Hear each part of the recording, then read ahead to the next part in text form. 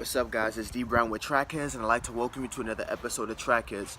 So today I'm going to be talking to you about a comment that I received from one of my subscribers. Don't know the guy's name, but he commented basically saying that he tried my one of my workouts. It was I believe 4 or 6 times 60-meter flies, and he was complaining about hamstring pain for like a week after he did the workout.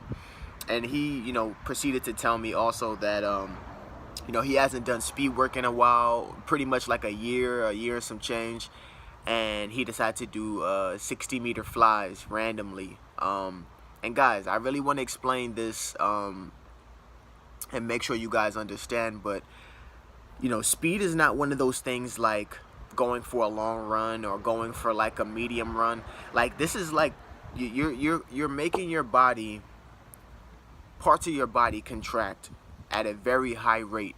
And if your body, if your hamstrings, if your quads, if certain parts of your body are not conditioned to handle those contractions, your body is going to tear. Your muscle fibers are going to tear. Your tendons can tear. Your joints can get inflamed. Like, there's so many things that can happen when your body is not conditioned to handle those rates of force. You know what I mean? So when you're doing a fly, more specifically when you're doing a fly, right? A fly, in case you don't know, is the 60-meter fly is when the first segment, the first 30 of that 60-meter fly is used to help accelerate, and then 30 to 60 is used to get to full speed.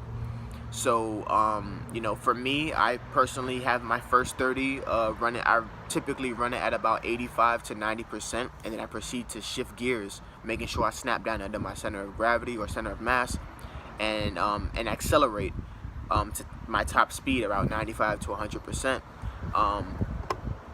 when I get to that 30 to 60 meter period. So in the instance of the dude, if you haven't sprinted in over a year, your body is foreign.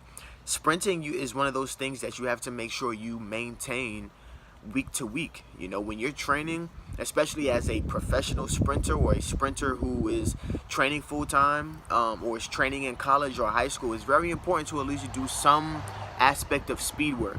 If you're not doing one aspect of speed work, assuming that you're hurt, assuming that you're not hurt, assuming that you're not in a recovery week, you at least want to do one aspect of it. This can be weight training, this can be block starts, this can be hill sprints, this can be 60-meter sprints, 90-meter sprints, this can be plyometrics. If you're not doing any aspect of those, your ability to sprint and your ability for your muscles to contract greatly decreases. So it's very, very important to make sure that you keep up with those factors when it comes to sprinting, so that sprinting becomes easier for you. Because if not, I was really happy to hear that he did not hurt himself and that his hamstrings were just sore. But your body, your body forgets, and your mind has to program. Your mind controls your hamstrings and how fast those contractions are. So if your brain doesn't know how to sprint and it's been a while, and your body doesn't know how to sprint and it's been a while, your chances of getting hurt and getting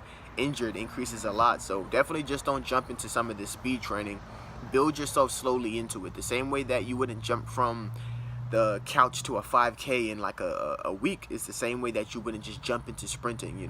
There's so many different ways to build up into it.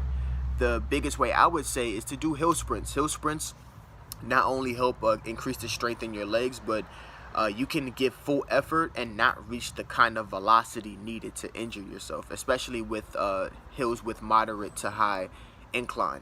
They help. You're going to be sore, but you're not going to be sore in the way that would get you injured, if that makes sense. It's going to help with the power. It's going to help with your explosiveness.